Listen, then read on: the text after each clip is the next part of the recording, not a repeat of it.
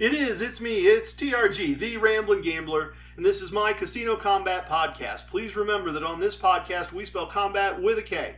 Let's do the important part, and then we can get started. Sound good? Ladies and gentlemen, non-binary persons, children of all ages and persuasions who are of legal age, this podcast discusses gambling and casinos.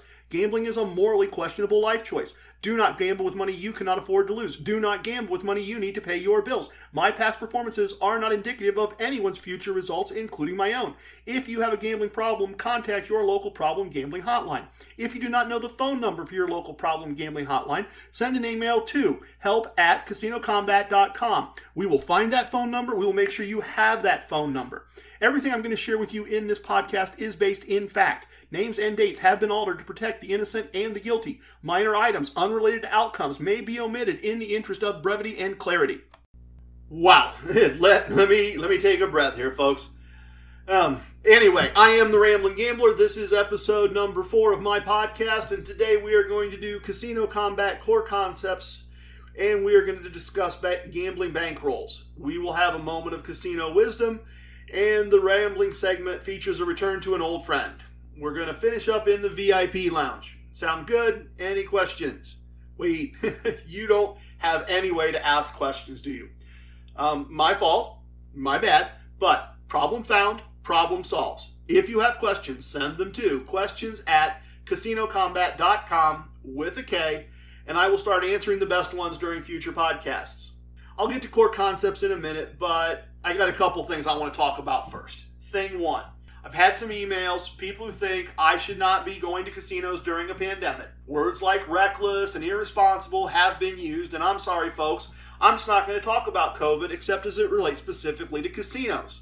I'll tell you how protocols are being handled. I'll tell you how it impacts our ability to do the techniques that I'm talking about here, but otherwise, I'm not doing COVID.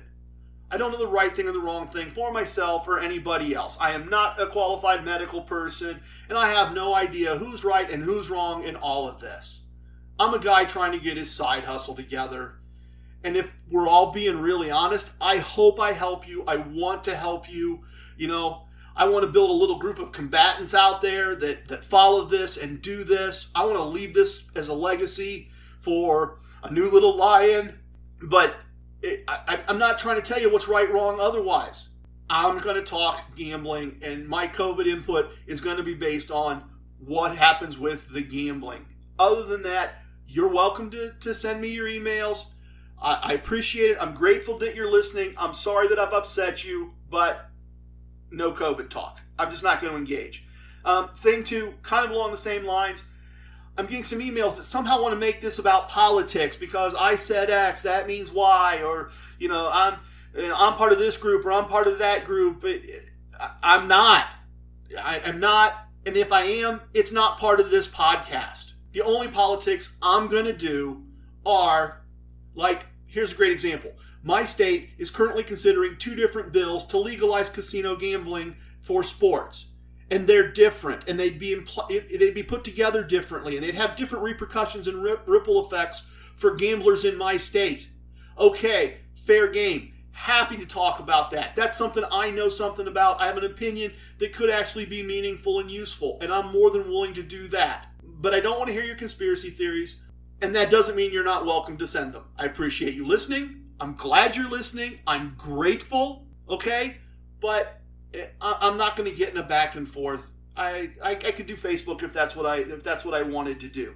It's not what this podcast is about. It's not what I'm about. I'm about finding ways to exploit casinos for fun and profit and helping my listeners do that for themselves. That's my deal. That's my mission statement. Laser focus. Exploit casinos, have fun, make money, help the people that listen to this podcast do that for themselves. I hope that seems fair. I hope that's open, honest, and transparent. Let's get started with Casino Combat core concepts.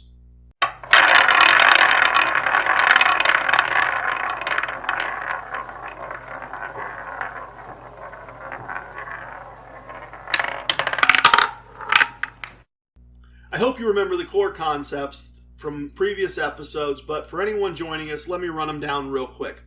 Learn a game with a minimum house advantage. Learn a betting strategy that includes both progressive and regressive concepts. Have a bankroll of money that you can afford to lose that is sized appropriately for the bets you're going to make. Get a player's card from the casino. Have the discipline to win a set small amount of money and leave, or if you're losing and you've lost a small amount of money, leave. And in the end, try to win the month, not the day, and keep the losses to a minimum and make it up with comps and gifts. Last episode, we talked about progressive and regressive wagering strategies. We saw why neither concept is exactly perfect. Either one of them can get away with you. And I taught you a wagering system that uses a modified version of those two techniques combined. If you missed the previous episodes, you probably want to go back and at least listen to the core concepts segment. Today we're going to discuss having a bankroll you can afford to lose and making sure it's large enough for the bet that you're going to make. So fair warning, if you were told there would be no math, sorry, there's going to be math. I think it's easier math than the previous two episodes. I always tell you at the top of each episode not to gamble with money you can't afford to lose or money you need to pay your bills. And there's a reason that starts every episode. It starts every episode because it's important. If you're just getting started, you need to have, get, or save over time a gambling bankroll, and you need to keep that bankroll separate from your real money, for lack of a better word. So here's a very simple formula on how big your bankroll needs to be. Take the base bet you're going to make. Last week we used $10. Let's use $10 again.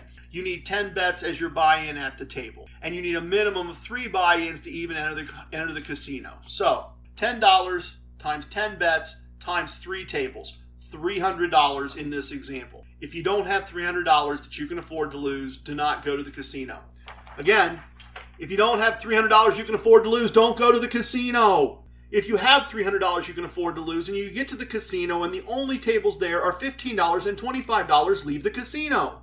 Come back when you have the money. Don't gamble if you do not have 10 times 10 bets times 3. Don't do it. You are just asking to lose your money and leave. Not that you'll always lose your money and then leave. In fact, the worst thing that could happen is you go into the casino with $100 and you play a $15 table and it actually works out. Because then you think you've got it figured out better than I've got figured out and you're setting yourself up for failure. If your bankroll isn't large enough, leave and come back a different day with enough money, or find a different casino, or find a time of day when that casino has the limits you want to use. I guess I shouldn't assume everybody knows that. I really apologize. The casino limits on Saturday night at 9:30 are going to be way higher than the table limits on Tuesday at 6 a.m. At least in my experience at most casinos that I've been to virtually everywhere. So the fact that you walk in on a Friday at 5 o'clock and they don't have anything that fits your bankroll, that doesn't mean if you come back on Wednesday at, as I said, 6, 7 a.m., that they won't have things that fit your bankroll. And I'm sorry I didn't think about it, and I'm sorry I presumed what you know, and I'm sorry I rambled. No, I'm not. It's the name of the podcast. You should know what you're in for. The concepts here are easy to understand. The execution is the part that's difficult. Entering a casino and not gambling because you don't have enough money is difficult to do. Your brain tells you, well, I don't really need 3 buy-ins. Yes, you do. Or you don't really need 10 bets. Yes, you do. In the last couple of episodes, I've been able to do the work for you. Learn a game with a minimum house advantage. And TRG says, here's one. I'll teach you. Learn a wagering system with progressive and regressive concepts. And I say, hey, TRG, gambling system number 1. I'll teach you that one. This one, you got to have the discipline to do this one correctly on your own. I can't give it to you. You've got to learn it. You've got to do it. And you've got to do it out of your own abilities. So I've seen this a bunch of times. In fact, I saw it the first time I was ever at my local casino when it opened. It had been opened a couple weeks, and a guy walks up, younger guy, and he buys in with $40. And I know it's what he's got because it comes out of his pocket in a rumpled mess. There isn't any other money with it. And it's not 2 20s, it's a 10 and 2 5s and a bunch of 1s. And I'm kind of thinking I already know how this is going to go. It's a $15 table. He loses the first bet. He loses the second bet. He tries to make the next bet with $10. And the dealer politely says, sir, it's a $15 minimum table. So he digs through his pockets and he asks the dealer if the dealer can hold the spot. And of course the dealer can hold the spot. Everybody's going to have that happen for them. And then he looks at me and I think I know what's coming. But instead he says, will I wait till he comes back? Well, sure, of course. I mean, I'm sure I know how this is going to go, but I'm easily amused and I'm really just there to see the new place. So I watch him walk to the ATM, comes back with a $5 bill, turns the $5 bill into a chip, and my first thought, you just paid $5.99 in ATM fees to get a $5 chip. So you're betting $5 and you're going to get $5 back if you win, but that's really a $10.99 chip. So he wins that bet, wins $15, actually lost with the ATM fee on that, then loses the next two bets and leaves. He didn't have enough money to gamble. He didn't have enough money to even try to gamble. Please don't think that you have listened to my podcast, you know how to bet baccarat, you know how to wager, and somehow you can skip this part of this. You can't skip it. You need to get the money management right. And if you get it wrong the first time, not only do you feel bad, but you've set yourself back on getting yourself in a position to do it right the first time. Get the right bankroll before you go. If you use my approach, 10 bets as a buy-in, having at least 3 buy-ins available, you have staying power. If things don't go well and you need to make that 4.5 unit bet, you shouldn't be getting nervous. And if you lose and you leave the table, you have plenty of funds to try again. Whether that's 15 minutes at a different table or 3 days later, you've got funds in your bankroll to try again. Gabriel and I were just talking about this the other day, as a matter of fact, and I asked him, hey, how do you decide on your buy-in amount? And he asked me mine, and I told him, and his response was that if it's anything up to a $50 table, he just buys in for $500. Not my approach. Kind of think overbought in on a $15 table, but look, I can't fault him. I'm not expecting everybody to do what I do. Everybody's welcome to, but I recognize there are a lot of smart people, a lot of smart gamblers, a lot of people that have their own point of view on things. I've never seen him gamble until his pockets are empty. So whatever his bankroll is, it has depth. And while Gabriel and I have been tremendously honest with each other about wins and losses and how things are going and all of that, bankroll amounts have never really mattered as much as buy-ins and wins and losses and wager sizes and all those other things. So one last story, and then we'll move on here, okay? But the story shows why enough bankroll is important. I think I've told you that when my local casino opened, it was part of the Caesars reward system. And after about a year, I'm at the very top tier in their system. And we're going to talk about reward system and tiers next episode. But being at the top tier in a reward system has a lot of perks, particularly if it's one in Las Vegas and Atlantic City and all over North America.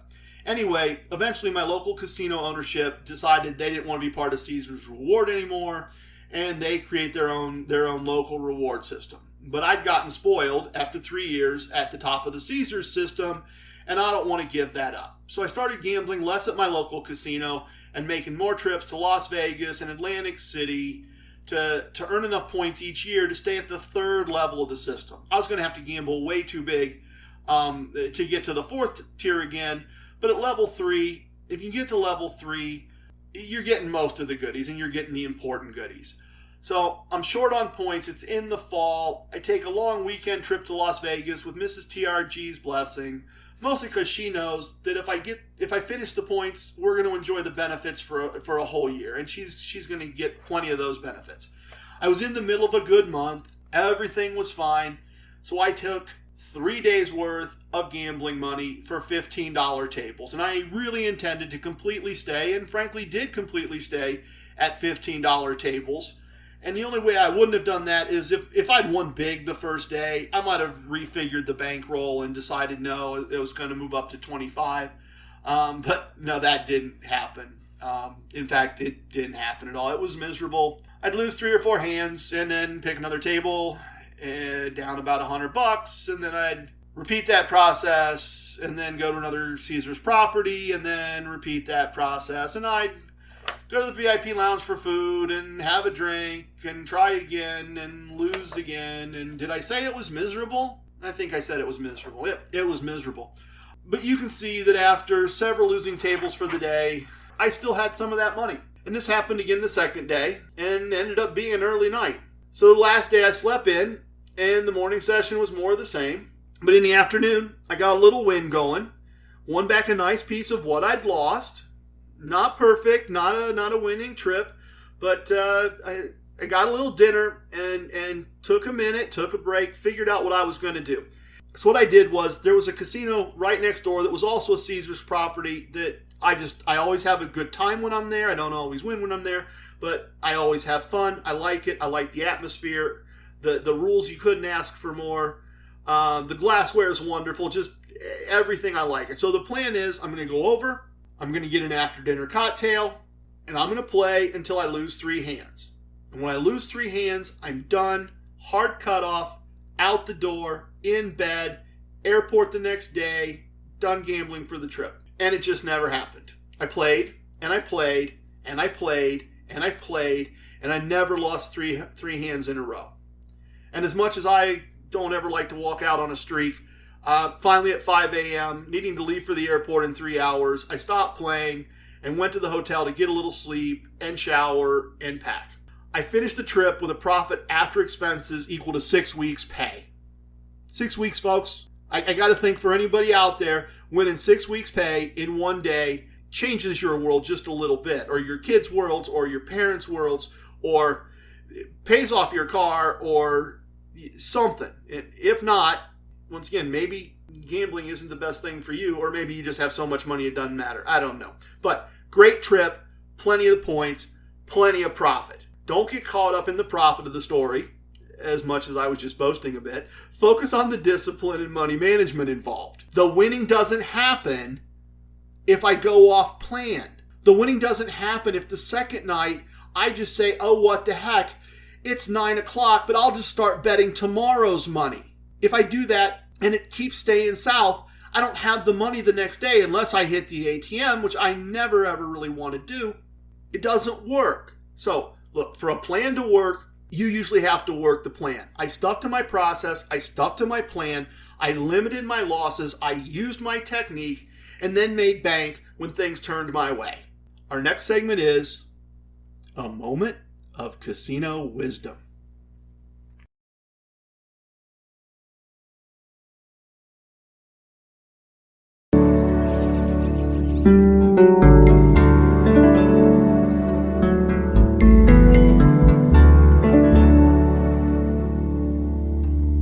Today we are going to discuss casino wisdom number 3. Don't drink alcohol and gamble, or be properly prepared if you are going to drink alcohol and gamble. If you're new to the podcast, a casino wisdom is knowledge of a casino situation plus experience in a casino situation leading to a very specific action. I'll ask you to trust me that as it pertains to alcohol and casinos, I am more than qualified to tell you the proper action. And the proper action is don't drink and gamble. Drinking alcohol messes with your judgment, and gambling requires judgment.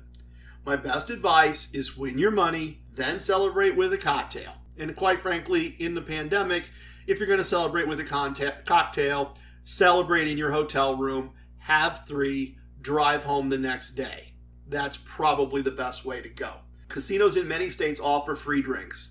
Those that do not often offer a discount. Now, if you watch me in a casino, I will often have a drink in my hand. What you might not notice unless you watch carefully is that some of those drinks, particularly if they're free, often go into the bathroom half full and don't come back out. And no, I'm not chugging drinks in the bathroom. You might not notice that often a nearby plant is drinking with me when I check my cell phone between shoes. It is often useful to let a casino assume that they know what is going on when they really don't. Show them a guy with a wad of bills on vacation, drinking and gambling, and they will miss the skilled player underneath. So that's really kind of part of the second part of wisdom number 3. Or be properly prepared if you are going to drink alcohol. One way to properly prepare is to be disciplined enough to drink some, avoid impairment until the winning is done. The better way that I properly prepared, and I don't know that I'm necessarily proud of it, but it served me well, is that before I married my wife and as I was preparing for our first trip to Las Vegas, After work on Friday, when I'd gone out for some happy hour with people, I'd come home with a 6-pack of beer, and I was already impaired, and I would practice basic blackjack strategy on a computer while impaired. I reached the point where even well under the influence, I could play basic strategy nearly perfectly. And even sober, everybody makes a mistake once in a while. Everybody done it. Tell you stories for days. The final way that I prepare is all the systems I've been showing you. I almost never need to use judgment in a casino. I follow my core concepts. I can play my betting system under the influence or completely sober. I follow my exit conditions regardless of my mental condition. All of my judgment is in the plan. All of my judgment was made at home or in my car before I ever went in, and quite frankly, a lot of my judgments were made a decade ago, and I've been following for a decade, and I know I can follow them, and I know I will follow them. So, my advice to you is follow the first part of the wisdom, at least while you're learning. See how well you are able to handle the plan unimpaired. If you can handle things unimpaired, if you're making money, if your losses are staying small, if the goodies are start rolling in, make your own choice about the second part of this wisdom. I'll have what I think is a funny story for you in the VIP lounge later today that ties directly into this. So stick around for the VIP lounge. But next, we're going to do a little rambling. It's time to travel, folks.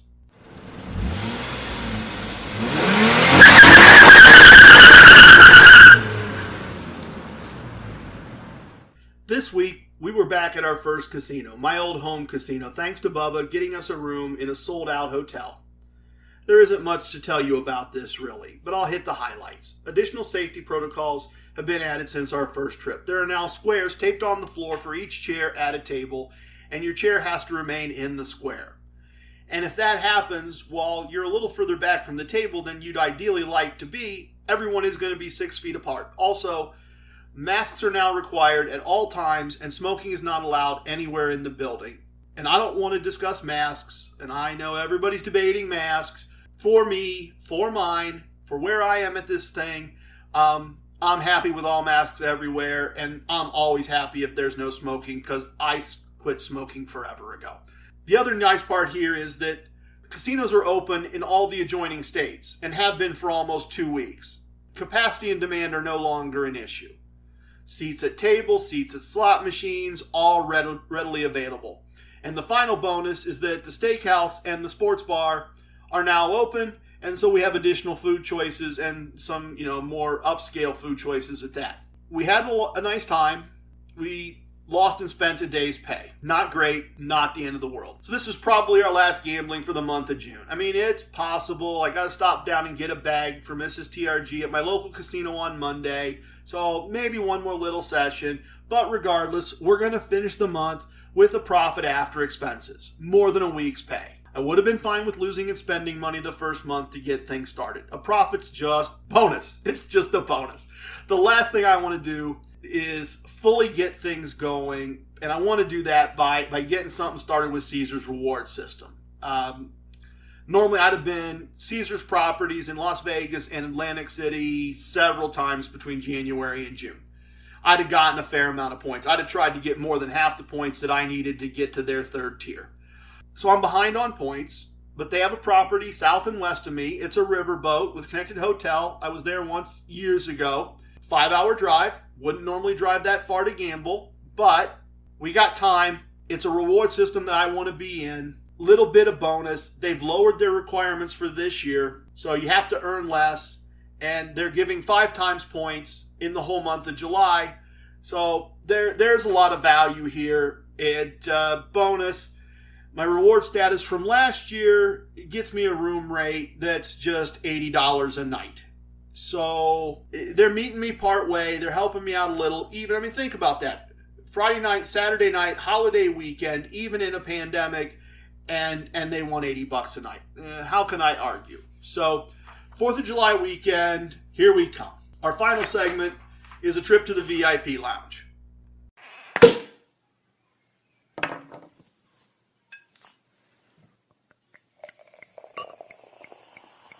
Oh, a little bit of the bubbly. Come on into the VIP lounge, make yourself at home. Artisanal sodas and adult beverages on the bar.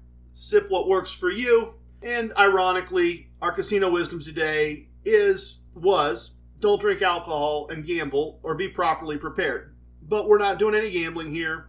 We're just telling stories. And earlier I did tell you some of my tricks for being properly prepared. I have a great story about being prepared in action. And right up front. Don't try this as a beginner. This is a master's degree level of preparedness here, folks. And probably, in a moment of honesty, a little bit of dumb luck. But anyway, several years ago, I'm at the top of the Caesars reward system, which I think I told you. And as the winter holidays are starting, I've got a comp available for airfare for two and 5 nights of hotel at any of their properties. But I've got to make a commitment before January 10th, and I've got to fly before March 31st. And my youngest son is in high school and competing in a winter sport at a high level. So traveling before the state finals, it just isn't going to happen. So this is the second weekend in March through the end of March. Mrs. TRG and I are not going to leave him home alone so we can take a vacation. And we're not going to take him out of school to sit bored in a hotel room in a casino. So Mrs. TRG says, hey, why don't you see if our oldest son wants to go somewhere near the end of March? He's going to turn 21 before then. Over the holidays, I show him a map of all the properties and ask if he's interested in any of them. Well, while he hadn't been there while of legal age, he'd been to Las Vegas a couple times. He'd been to Atlantic City. And he's a history buff. So he wants to go to New Orleans, and his spring break is the last weekend in March. So I got to tell you, if you're a father and your son who just turned 21 wants to spend spring break with you in New Orleans, you take that offer. The fact that it's free is a bonus, but still, your 21-year-old son wanting to do spring break with you, that's cool no matter what the reasons. Conveniently, the 2 weeks before, everything for me at the local casino was great. Over the course of 2 weeks, 6 weeks pay. So the normal gambling bankroll goes in the safe. It gets left behind. And half the winnings for those 6 weeks gets left in the safe because I've been planning ahead for this trip. And off to NOLA we go with the equivalent of 3 weeks pay in my pocket. And I'm really just interested in having fun with my kid, and I don't care if we spend it. I don't care if we lose it. I don't care if we spend it on ridiculous stuff. I'm thrilled to just have the opportunity. So the first day, he's setting the itinerary. We get there early. We do a bunch of sightseeing. We get some dinner. We get cleaned up. We go out on Bourbon Street.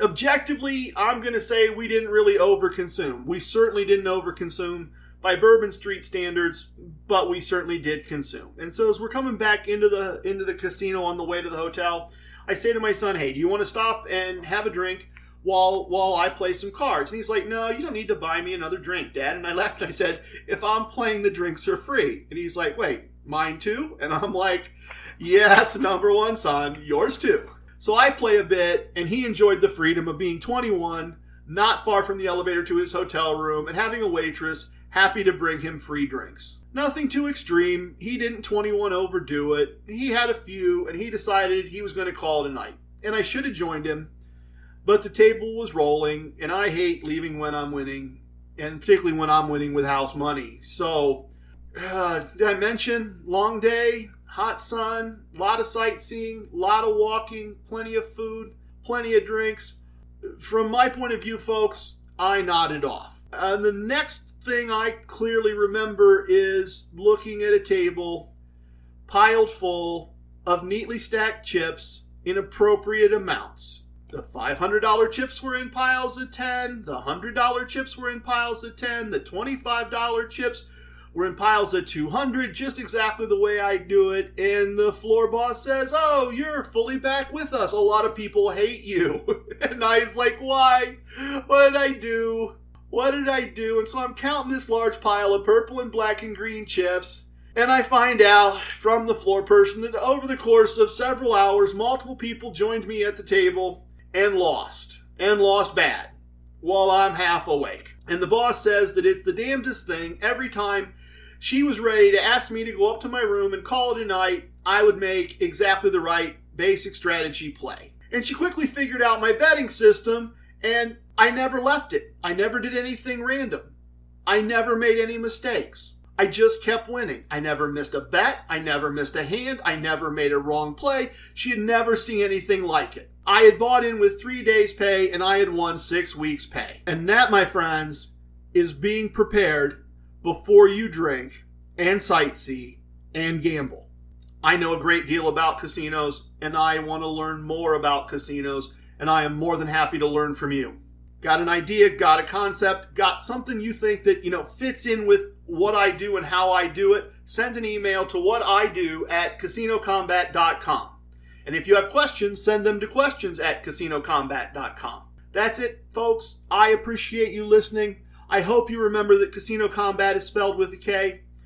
Obviously, I'm thrilled if you enjoyed it. I'd be way thrilled, way crazy, over the top happy if you decided to like, subscribe, and share. And I'd certainly be happy to take any dislikes that you think need to be levied, because I'd rather know than not know. If you think this is total garbage, show your friends the total garbage. Let them laugh at it too. Enjoy it together. Make up a drinking game, as I always say. Won't hurt my feelings. I won't mind. I have spoken. Everything you have heard here is true from a certain point of view. It's time for leaving. I hope you understand. I was born a rambling man.